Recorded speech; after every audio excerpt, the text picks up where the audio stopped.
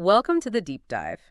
Today, we're going to try and untangle a really critical issue, something that shapes our cities: urban disinvestment. It really does. We've got some fascinating insights to share, mostly drawing from an academic piece called Countering Urban Disinvestment Through Community Building Initiatives. Our goal here is really just to cut through the jargon, give you a clear picture of what this is, where it came from historically, and maybe some ways communities are fighting back. Yeah, exactly. And what we're looking at is a process with pretty significant real-world consequences, for cities everywhere. Right. So at its core, urban disinvestment is this gradual withdrawal. We're talking about lending institutions, other financial players, pulling investment out of specific neighborhoods. It's not just market ups and downs then. No, not usually. Often it's more systematic than that. It's like a draining of capital, and that leads directly to the physical decline, the deterioration you can see in some communities. And one key tactic here, something people might have heard of, is redlining. Let's maybe break that down a bit. Sure. So redlining was this really blatant discriminatory practice.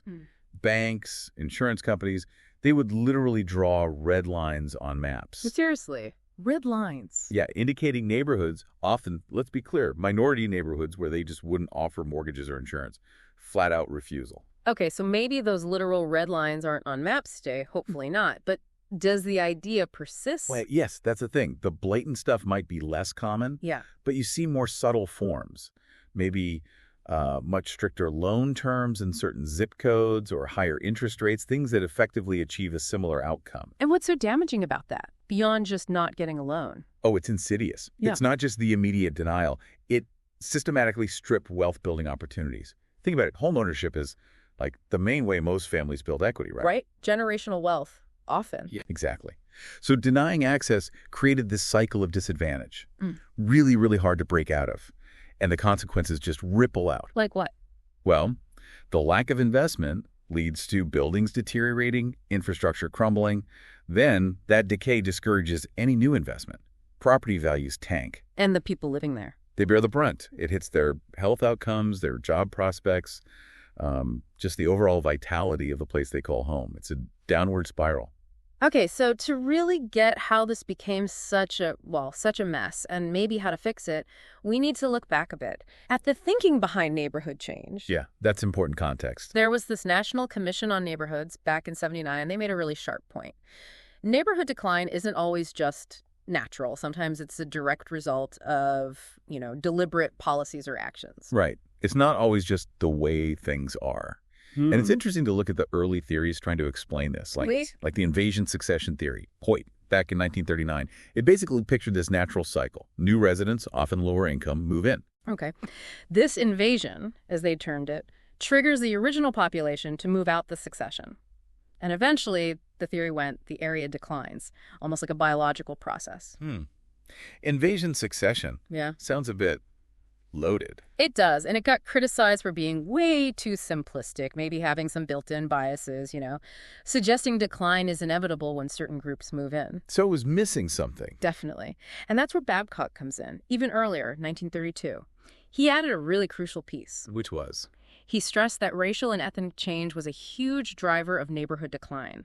He really highlighted the discriminatory stuff that the other theory kind of glossed over. Ah, okay, so he brought race into the picture explicitly. Right, and Babcock's point really shows how tangled up race and discrimination have been with this whole disinvestment thing. It wasn't just happening around lending practices. Lending practices were fueling it. You mentioned the FHA earlier. Oh. The Federal Housing Administration? Yeah. So the FHA, ironically, while set up to help people buy homes, its early policies actually made the problem worse. How? They used racially segregated maps to decide who got mortgage underwriting. They essentially put redlining into practice, making it super hard for folks in minority neighborhoods to get loans. So government policy was reinforcing it. In those early days, absolutely. And this wasn't just ancient history. Research kept showing up. Even into the 1990s, scholars like Galster, LaCour, Little, Squires, they found evidence that this discrimination still impacted lending and property values in minority areas decades later. The legacy was long. Wow.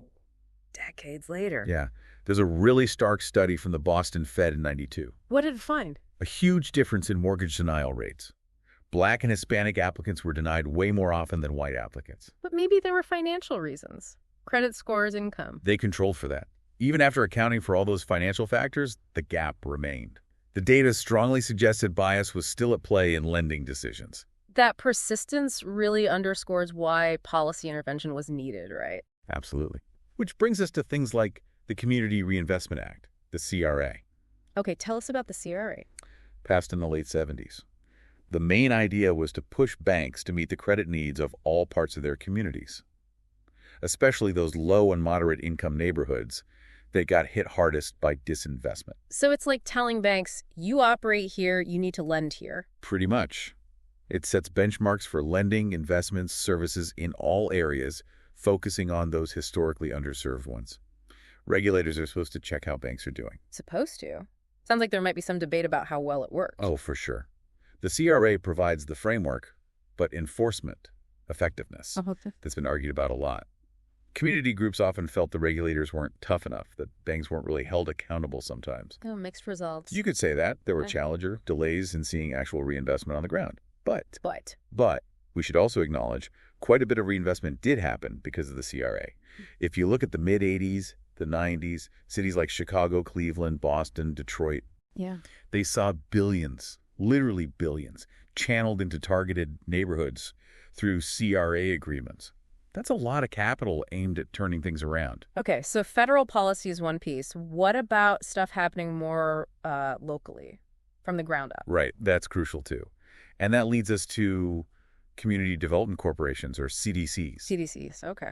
These really grew out of communities themselves. They became these vital tools for revitalization, focused squarely on what the residents actually needed and wanted. So run by locals, for locals, kind of. Often, yeah. Or at least deeply embedded in the community. And what makes them effective is they tend to look at the whole picture. How so? Well, someone named Sullivan wrote about this in '93. He said for CDCs to really work, they couldn't just build houses. They had to address the social stuff, too. Right. Like the ethnic mix of the neighborhood, people's attitudes, how folks interact, who holds power, all that complex social fabric. You need to work with that to get lasting change. That makes sense. It's not just bricks and mortar. Exactly. It's rebuilding the social and economic base.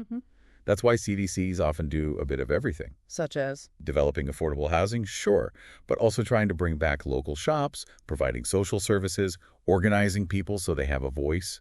It's tackling all those interconnected problems disinvestment creates. So it's a much broader approach. And over time, some key ideas about what makes these community efforts work have emerged. Like guiding principles? Sort of. Researchers like Naparstek work from the Cleveland Foundation.